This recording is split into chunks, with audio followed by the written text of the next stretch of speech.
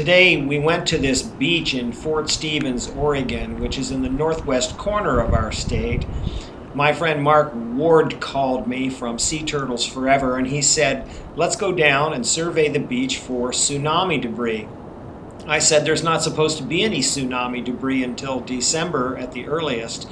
He said, I beg to differ with you, come and look.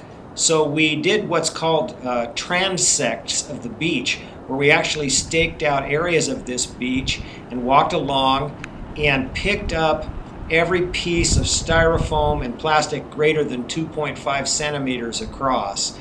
That's the beach right there. It's coming into focus, where we actually picked up this tsunami debris.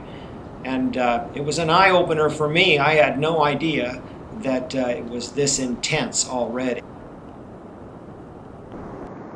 Having staked out 100 meters lengthwise from north to south on the beach, we then put a stake in the ground and walked up the beach until we reached the vegetation line.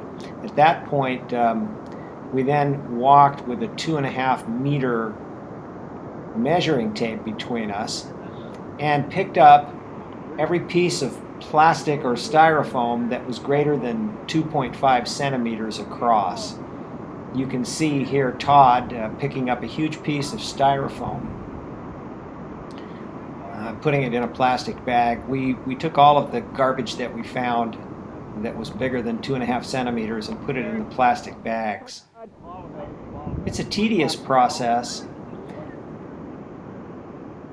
These pieces of styrofoam weren't supposed to be here, according to our local and state authorities, until December of 2012, at which time they expect a large amount of debris to wash ashore from the Japanese tsunami.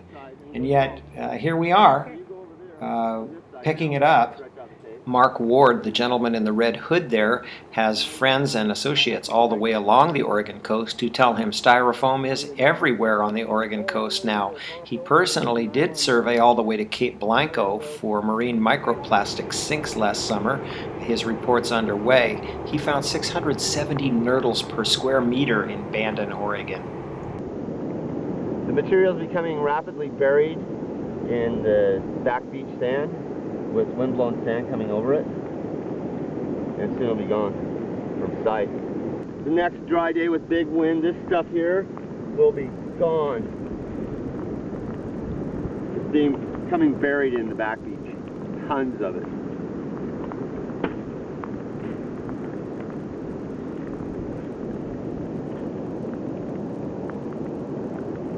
It's disappearing into our terrestrial landscape.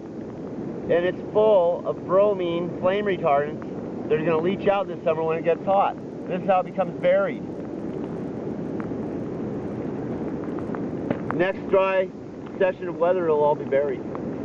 One of my main concerns with the polystyrene landfall from Japan is that it vectors on the wind extremely well. And here we are a quarter mile inland from the high tide line. You see in the woods now, it's all over the place.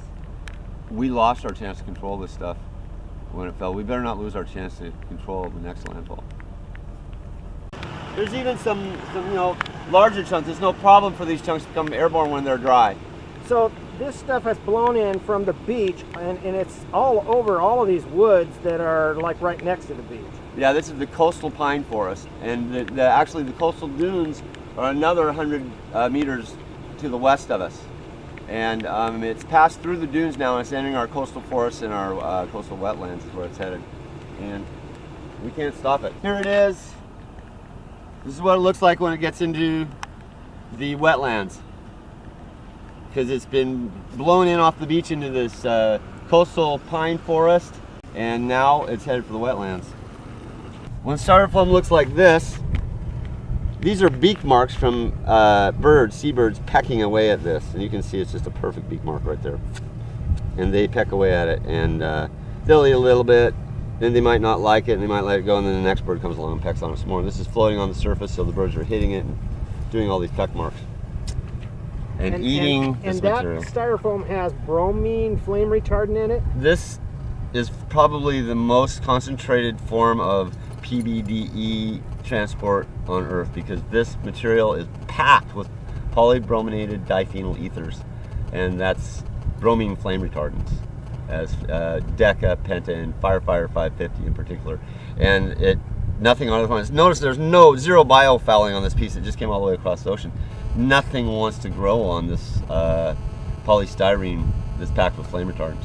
You'll notice nothing wants to grow on this. You find a lot of the other materials that have the bromine sealed in, like a painted styrofoam float, will collect because the bromine's sealed in. But these pieces, once they warm up, they'll leach the bromine in the sand.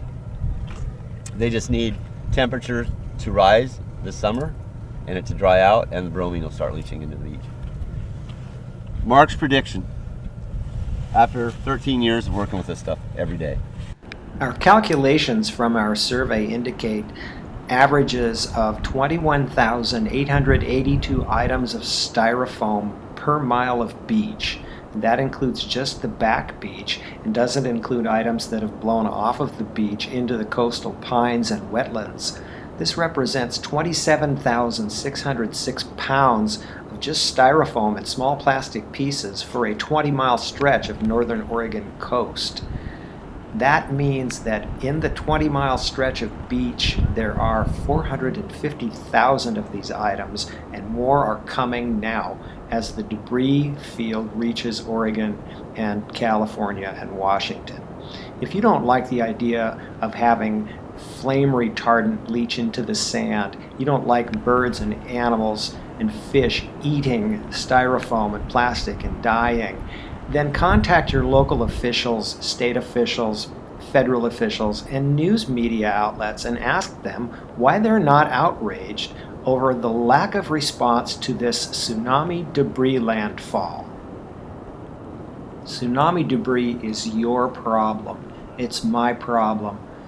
Contact seaturtlesforever.org for more information.